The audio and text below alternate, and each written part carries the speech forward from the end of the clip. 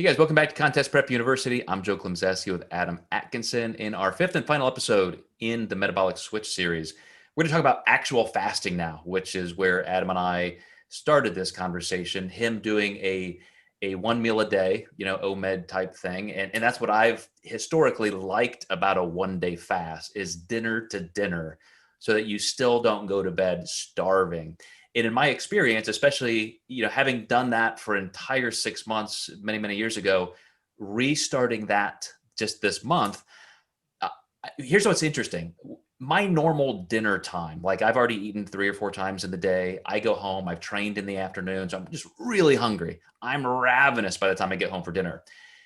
After fasting for 24 hours, and we've gone through that metabolic switch process midday, and now your body's catching up and you're using ketone bodies all afternoon. I go home on those 1 day fasts for dinner. I'm not hungry. I feel fine. I value food differently. I sit down, I eat slower, I enjoy it. I get filled up more quickly. And then I'm full the rest of the night. Like I don't even need a snack later. That carries over to the next day where now I just don't feel as hungry. The hunger cues have gone down because physiologically, in one fell swoop, I've moved that metabolic switch all the way into, trace ketosis. And that's not my goal. I'm not doing a ketogenic diet, but now meal to meal, even with carbs included, I'm staying closer to that line, which helps me the rest of the week. So I'm doing that personally as just kind of a gut check. I'm not sure I would recommend this as just a normal contest prep, especially when you're ultra lean. But it sure is a great way to get into that metabolic switch position and resensitize yourself behaviorally to food as well as physiologically. Absolutely. One of the reasons I like an OMAD fast, as a coach, I just can't tell someone not to eat all day. But the OMAD has a lot of great benefits. If you have digestive stress, not putting anything through the chute can be really helpful. It also gives the pancreas a little bit of a break. When you look into insulin sensitivity issues, well, what's one of the best ways to lower glucose is calorie restriction. So if you only have one meal a day, and I usually will give my clients parameters and then also have them take like an emergency meal. But a nomad day might look like, having 50 grams of protein, 100 grams of carbs. Let's say if someone's eating like 400 grams of carbs a day, and then maybe like 30 grams of fat. And they have that preferably at night. And having that meal at night gives them a good serotonin bump, actually helps them sleep. So I feel a little more comfortable with this as long as they do have like an emergency meal or two. Let's say they get to work, I really hate for someone not to have anything at work, because if they start getting hungry, who knows, they could lose their job if they get hangry at work. So, you want to be prepared for a day that maybe doesn't go as smoothly as other days. So I'll have my clients do this to lower glucose and help with digestive health. And you typically will digest better after giving your body a little bit of a break too. You mentioned some health issues there, and this is a really big deal. Aging is all about systemic inflammation, and every cell in your body is regenerating itself constantly. And there's a span of time. A red blood cell, for example, may die and replicate itself in 4 hours or 24 hours.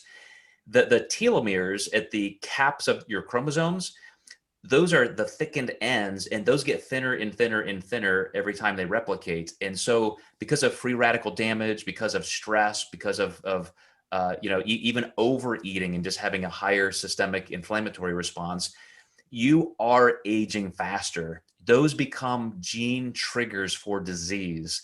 Mm-hmm. So classic studies show, the more you fast or you bring your calories down, the longer you live, the less disease you have. So these are, again, ways of improving your health. But for a competitive nature, we're trying to diet to really lean body fat levels.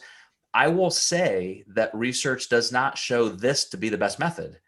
Going back to episode 3 and 4 with just a decent window of fasting and then controlling your meals is better.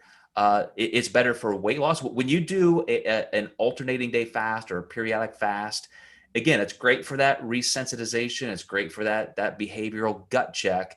And you could do it for health. There are health benefits.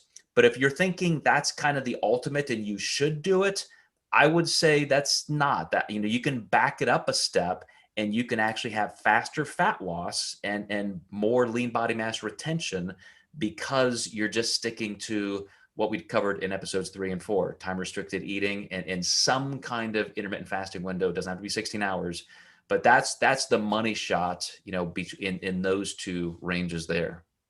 Yeah. And I feel good after I fast, and I'll usually do a 24 to 48 hour, like once a month roughly. And I always find that grounds me pretty well. Yeah, I mean, the bottom line is glucose disposal. You're keeping your bloodstream cleaner, and so far, I have not trained. I've made these rest days.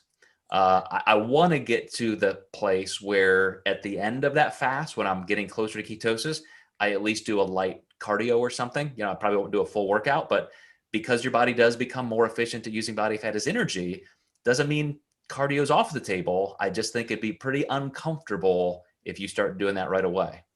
I'm glad you mentioned that, because I forgot to mention these OMAD days are usually on non-training days. So if anyone was listening and they want to experiment, I would not recommend training or doing cardio that day. Awesome. So a little long on this episode, guys, but I hope this was worthwhile. If you want more information on this, in my daily live support chats for the Flexible Dieting Institute, Fridays, I open up to the public and I do a little bit of a research review. The last 2 we've done, this being March of 2021, I did 2 entire blocks on the research, a meta-analysis on the different forms of fasting. So if you want this in a little bit bigger chunk, a little bit deeper into the science, you can check those out. Go to my Instagram or Facebook at Joe Klemczewski, and you can find those or message me. But thanks, Adam. Awesome series. Appreciate you as always. And we will see you guys next time in Contest Prep University.